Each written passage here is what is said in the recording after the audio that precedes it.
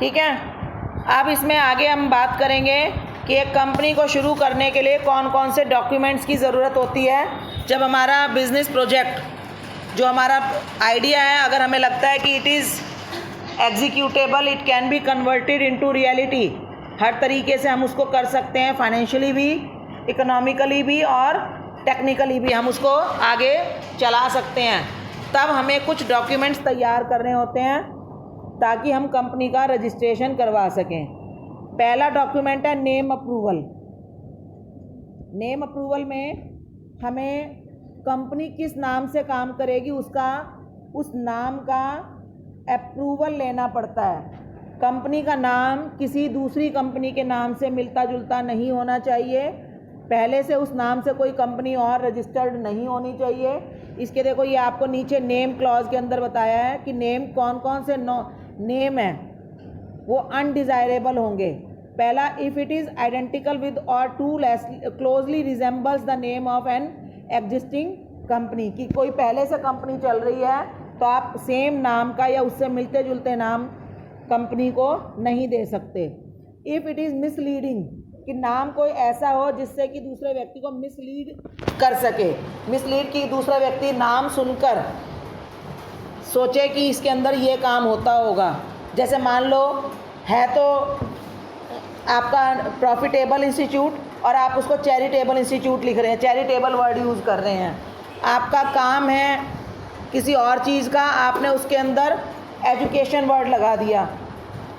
काम मतलब आपका जो काम है कम से कम उससे मिलता जुलता नाम होना चाहिए, और अगर उससे मिलता जुलता नहीं भी है तो नाम कम से कम ऐसा नहीं होना चाहिए जो जिससे कि दूसरे व्यक्ति के दिमाग में उस चीज़ से रिलेटेड कोई और गाइडेंस आए, या जैसे आपको लगे कि ये हमने, जैसे मैंने आपको उसमें भी बताया था पार्टनरशिप के उसमें, कि हमने किसी दूसरी चलती हुई फर्म का नाम अपने साथ जोड़ लिया। अपना नाम तो रखा ही, साथ में उनका वर्ड भी जोड़ लिया, तो उससे किसी को लगा कि वो इसके साथ कनेक्टेड है।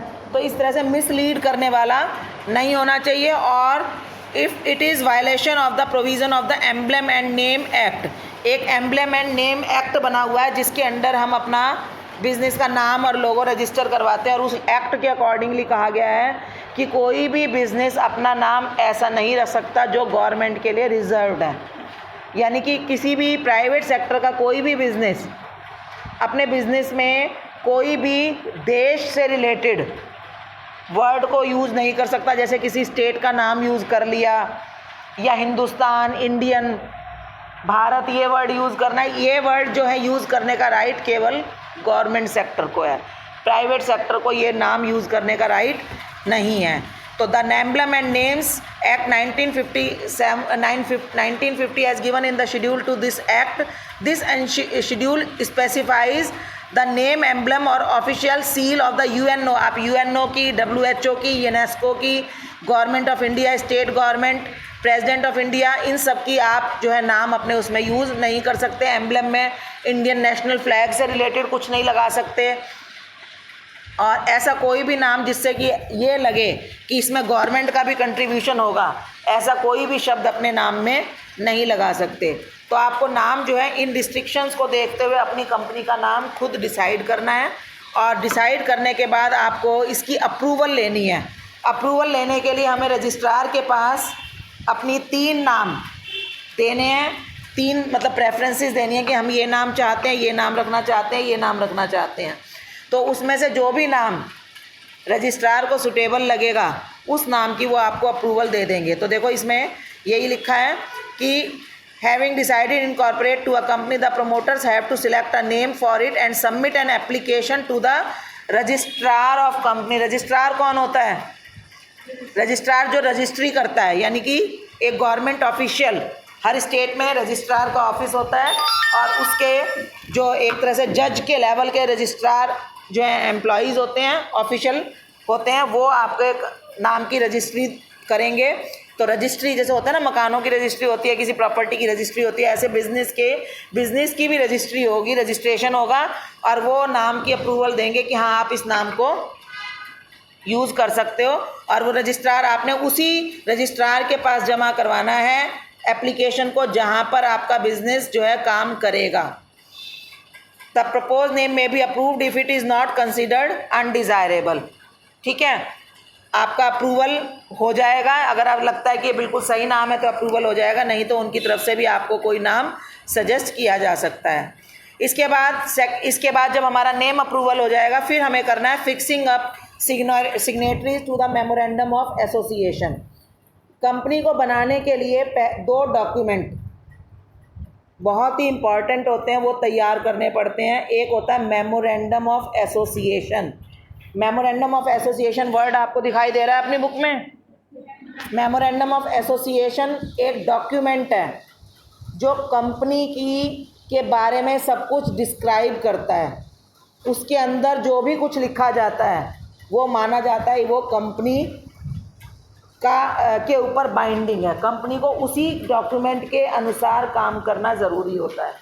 तो उस डॉक्यूमेंट के ऊपर साइन करने के लिए हमें कुछ लोगों की आवश्यकता होती है जो उस कंपनी के साथ जुड़े हों, नहीं तो उस पर गलत कुछ लिखा गया तो उसकी जिम्मेदारी कौन लेगा। तो जिम्मेदारी लेने के लिए हमें उस मेमोरेंडम ऑफ एसोसिएशन पर साइन करने के लिए कम से कम 7 लोग इसमें चाहिए होते हैं। तो ये 7 लोग और कुछ और भी लोग चाहिए होते हैं, उनको डिसाइड करता है। तो promoter have to decide about the members who will signing the memorandum of association of the proposed company. Usually the people signing memorandum are also the first directors of the company. तो minimum 3 directors होते हैं। एक public limited company में minimum 3 directors, share holder minimum 7, directors minimum 3 चाहिए होते हैं, ठीक है। और एक प्राइवेट लिमिटेड कंपनी में डायरेक्टर्स भी 2 चाहिए मिनिमम और शेयर होल्डर भी, दोनों को ही मेमोरेंडम ऑफ एसोसिएशन बनाना कंपलसरी है। तो उस पर साइन करने के लिए उसको पहले से तैयार करना पड़ता है सिग्नेटरीज़ को कि आप इसके ऊपर साइन करेंगे, आप इसकी जिम्मेदारी लेंगे। तो वो लोग उसके लिए जो लोग तैयारी हो जाते हैं उनको वो पहले से अपॉइंट करके तैयार रखता है। Their return consent to act as director and to take up the qualification shares in the company is necessary. तो उनसे जब जो लोग तैयार हो जाते हैं, कंसेंट का मतलब क्या है, स्वीकृति, ठीक है ना, रिटर्न कंसेंट। तो उनसे एक रिटर्न में हम कंसेंट ले लेते हैं, प्रमोटर कंसेंट लेता है कि हाँ मैं इस कंपनी का सिग्नेटरी और फर्स्ट डायरेक्टर बनने को तैयार हूँ। फर्स्ट डायरेक्टर जो पहली बार बनेगा, उसके बाद फिर इलेक्शन से डायरेक्टर्स बनते हैं। इसके बाद अपॉइंटमेंट ऑफ प्रोफेशनल। जब कंपनी का रजिस्ट्रेशन हो जाएगा और कंपनी के जब तक शेयर होल्डर्स नहीं होते तब तक वो कुछ प्रोफेशनल लोगों को भी तैयार करेगा, जैसे कि लॉयर।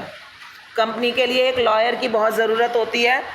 एक फंड मैनेजर जैसे कंपनी के फाइनेंस का ध्यान रखने के लिए, तो इस टाइप के जो लोग चाहिए। कंपनी सेक्रेटरी की बहुत ज़्यादा ज़रूरत होती है। कंपनी सेक्रेटरी के बिना कंपनी का फॉर्मेशन पॉसिबल नहीं होता, तो वो उन लोगों को तैयार करेगा, उनको अपॉइंट करेगा। तो certain professional such as mercantile banker, auditors की ज़रूरत होती है, ठीक है, are appointed by the promoters to assist them in the preparation of necessary document which are required with the registrar of company. कि आपको अगर अपनी कंपनी का रजिस्ट्रेशन करवाना है तो आपको डॉक्यूमेंट तैयार करने हैं, तो डॉक्यूमेंट सही तरीके से तैयार हो जाएं, कोई उसके अंदर लीगल फ्लॉ ना रहे, कोई कमी ना रह जाए। इसके लिए हम प्रोफेशनल्स को अपॉइंट करेंगे। जो मर्केंटाइल बैंकर्स होते हैं जो शेयर्स वगैरह को देखेंगे, फाइनेंस की कोई उसमें गलत स्टेटमेंट ना जाए, उन सब चीज़ों को देखने के लिए उनको वो अपॉइंट करेगा। तो क्या क्या स्टेप्स कर चुका वो प्रमोटर, क्या क्या स्टेप कर चुका बताना ज़रा। सबसे पहला काम उसने क्या किया था, आइडेंटिफिकेशन ऑफ बिजनेस अपॉर्चुनिटी। दूसरा काम क्या किया था उसने फिजिबिलिटी रिपोर्ट प्रिपेयर की थी। तीसरा काम क्या किया, उसने नेम का अप्रूवल लिया। चौथा, सिग्नेटरीज को अपॉइंट किया। पांचवा काम, उसने प्रोफेशनल्स को अपॉइंट किया। तो 5 काम वो कर चुका, उसने अभी अपॉइंटमेंट का काम कर रहा है। अब उसका जो स्टेप आएगा, बहुत इंपॉर्टेंट स्टेप आएगा, वो आएगा प्रिपरेशन ऑफ नेसेसरी डॉक्यूमेंट।